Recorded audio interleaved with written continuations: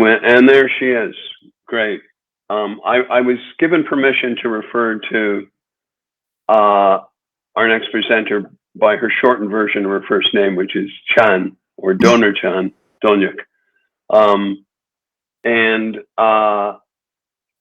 She is from the Faculty of Education, as many of you know already, from Faculty of Education, the ELT department at Mersin University in Turkey.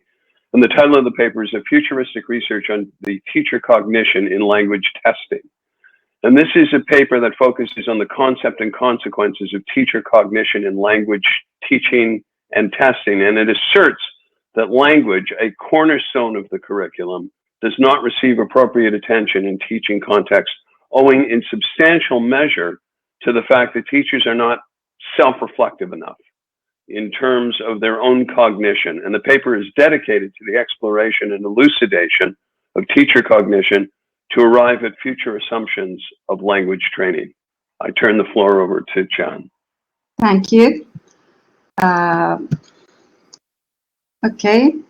I think I have the slide okay. From yesterday's nasty experience, I think I'm fine. Okay. Now, good afternoon, everybody. Welcome to this session. Today, I will talk about teacher cognition and language testing, as Martin stated.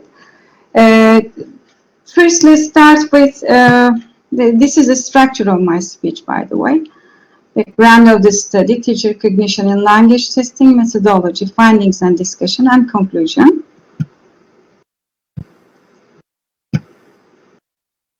Okay, what is testing in the first place? Testing is actually a multi-layered process, and it requires a meticulous application. For it involves some parties, basically involving test centers, test givers, and test takers. Test takers need to be assessed as for their competence, knowledge, skills. Other involved parties need to know about the progress to be able to help students during the learning experience.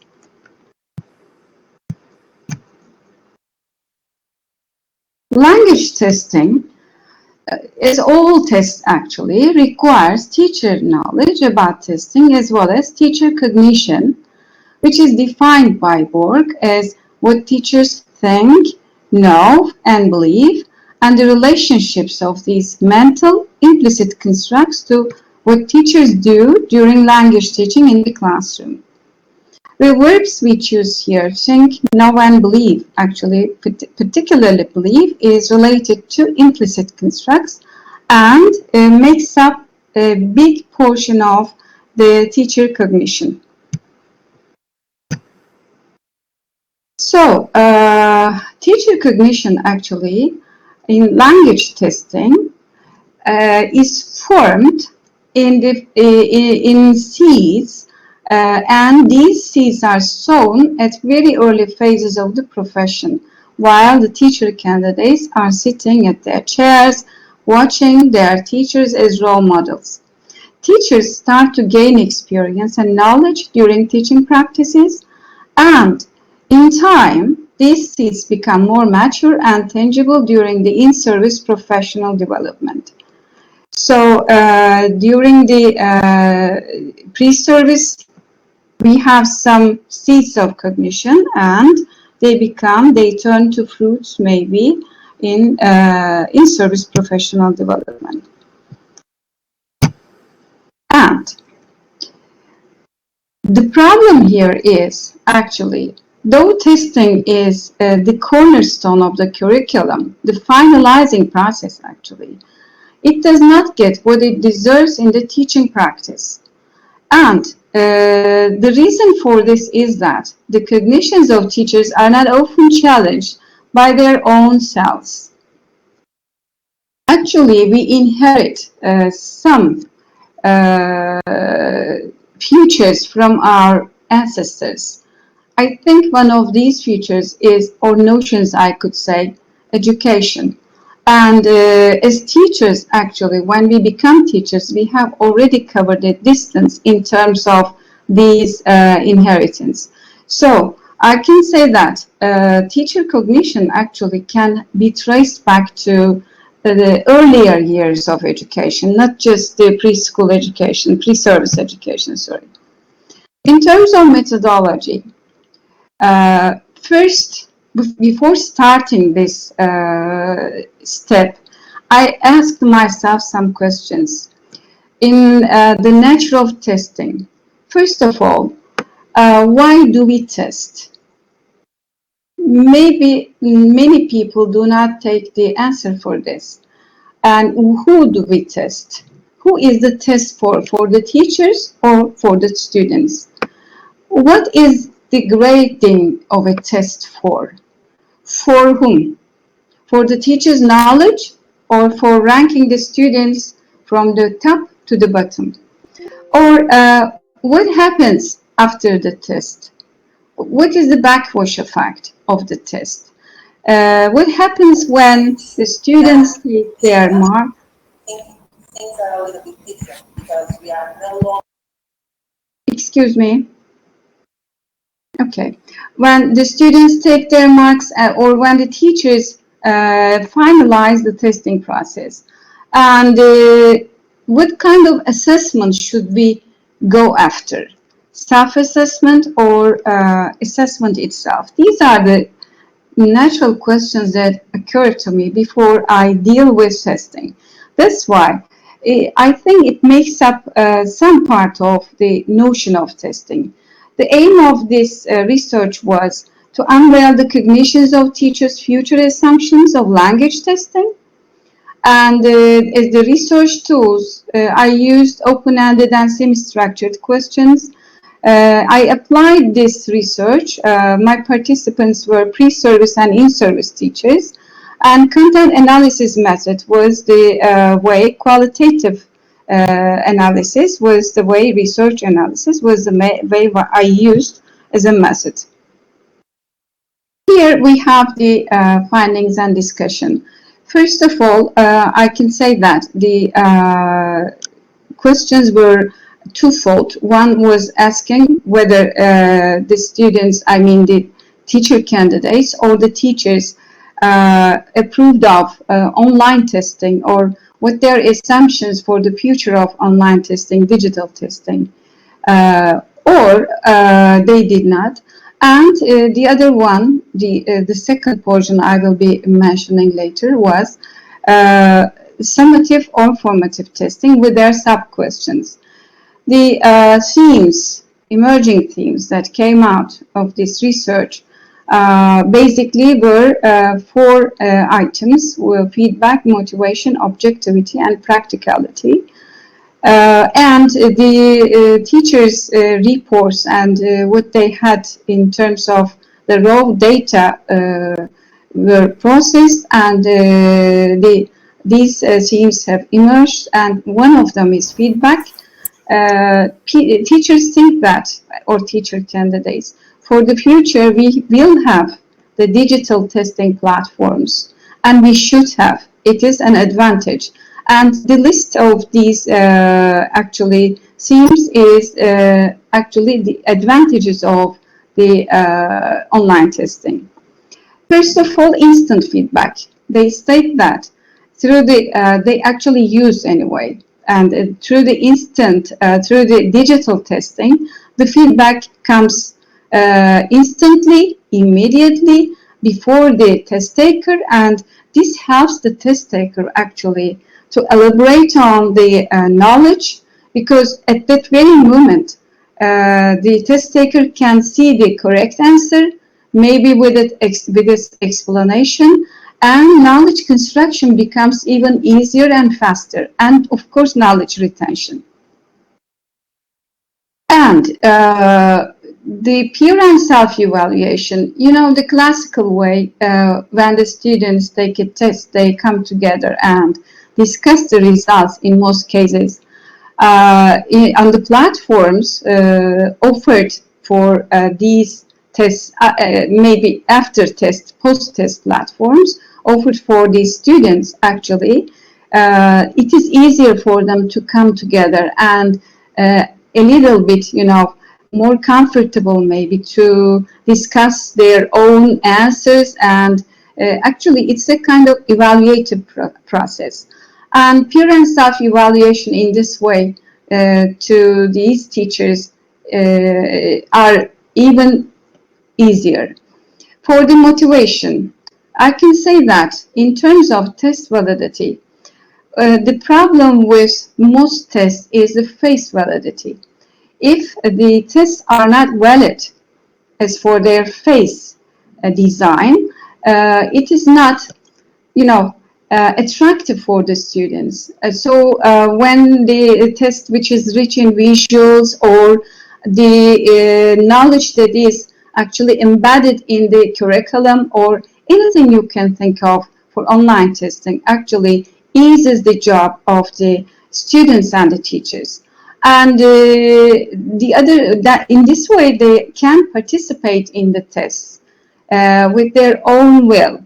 And collaboration, motivation, collaboration, and student participation are the most recurring themes that I have been able to identify.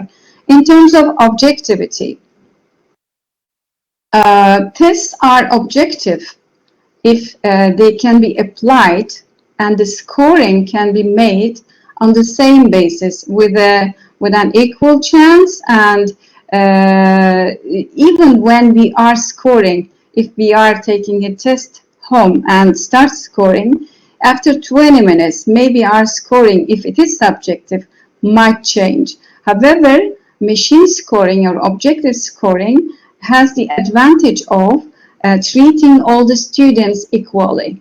An equal chance, all the students can have the chance of taking these tests. This was another emerging theme.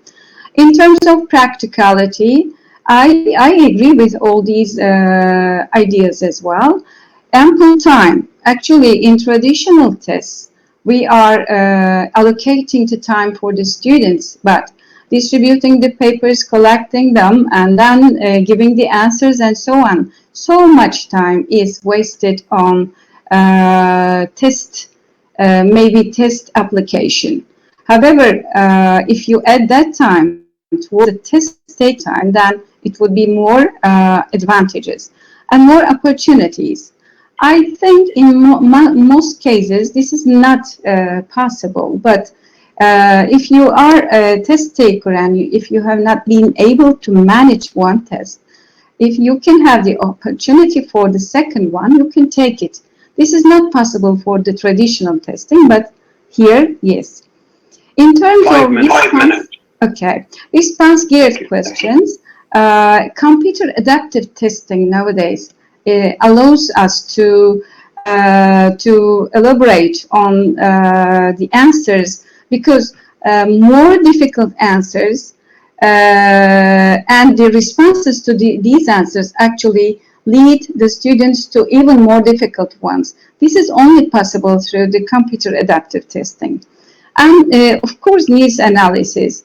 In terms of needs analysis, teachers can see through these platforms that online testing platforms or online teaching platforms with their test extensions, teachers can analyze the needs in terms of the strengths and weaknesses of the learners. And I think in this way, this is the first findings and discussion part, the themes. In this way, we can have that, we can see that actually we can use computer testing in the future from the teacher's point of view. And the second portion was teacher attitudes for summative or formative testing. To my surprise, teachers said that both formative and summative assessment was necessary in terms of their different roles. And for formative ones, we can say they are spread to a period time span. And maybe they test, as for the test constructs and content, subject matter, they test portions of knowledge. However, when it comes to summative test, it is a one-shot application and it tests a whole. That's why they favor both of them. This is the possible rationale that I can find for their choices. In terms of the digital assessment tools, they are ready to welcome them, and they state that they already use some of the Web 2.0 tools for their testing. And as a conclusion, I can say that these are actually the things that I have rounded up in terms of what I read from the reports and so on. Uh, some of them are the themes, again, emerging themes and their own comments here. Some of them are my comments. Flexible time and place for testing would be the advantage of online testing, digital testing. Limitless test taking, as we talked about it before. Knowledge growth is an advantage, immediate knowledge growth. One of the participants said, when I read the test, classical test, and take it to the classroom, my students have already forgotten the test questions. So this is now for the knowledge growth. We need to trigger our knowledge during the test taking time, and then immediate feedback helps us to grow the knowledge. Broader horizons, performance reflection on what we did or what we have done during the test. Future planning, teachers can find it easier to plan their futures, teaching practices in terms of this. Powerful scoring, machine scoring is both objective and powerful. And coherent evaluation, actually for language tests, particularly writing tests, we can have subjective judgment type of scoring sometimes. So in terms of machine testing, coherent evaluation, or the other points that let us evaluate these areas would help us to make a better kind of assessment. Thank you for your attention. These are the selected references. Thank you. Thank you very much, Can. Thank you. Welcome. I open the floor up, as always, to any questions. Seeing none in the chat, but again, you can turn on your mic and just pose a question if need be, if so inclined. I don't see anything, which is evidence of how well you covered the topic. But let me. This is a field that's outside my area, so if my question is multidimensional, we'll call it, or ambiguous, I'll apologize. But I'm very interested in this issue of cognition, which is an enormously complex issue. And of course, it seems key to the argument and to the project and to the research is this notion of cognition of teachers. And as you put it, it's not often challenged by their own selves, which I assume is self-reflection. Do I understand then that, well, let me add one more point, that it is enormously complex issue, especially outside the field of psychology. And I wondered if you might detail how daunting, particularly this issue of cognition is, and whether the steps and stages that you rigorously defined and delineated are the ameliorative tools to get at this reflection, this sense of challenging their own selves. And I suppose at its core, what I'm asking is, what does that exactly mean, and how does it look? That is that challenge to one's own self. Actually, what I mean by challenge is reflection. If we don't reflect on the past, I believe we cannot build our future. And this reflection on the past, our past experiences, these may be the learning experiences from our teachers. Actually, I read and also I believe that we inherit the education role models, and if we don't reflect on them, and if we don't look at the past and make an analysis of what to transform to the future, we directly transform it. if we don't reflect on our experiences. And I can say most teachers don't do this. This is true for testing all the teacher competencies. Most of us, particularly, we come from the 20th century, and we teach in the 21st century. That was the edge that we stepped over. So teachers need to think about their past experiences, analyze them, reflect on them, and maybe use a filter to which ones to transform to the future and which ones to live in the past, because the models have differed, teacher paradigms have differed. So what I mean by cognition is, I know it's a broad term, and belief, for example, the implicit construct, it's not that easy to unveil it.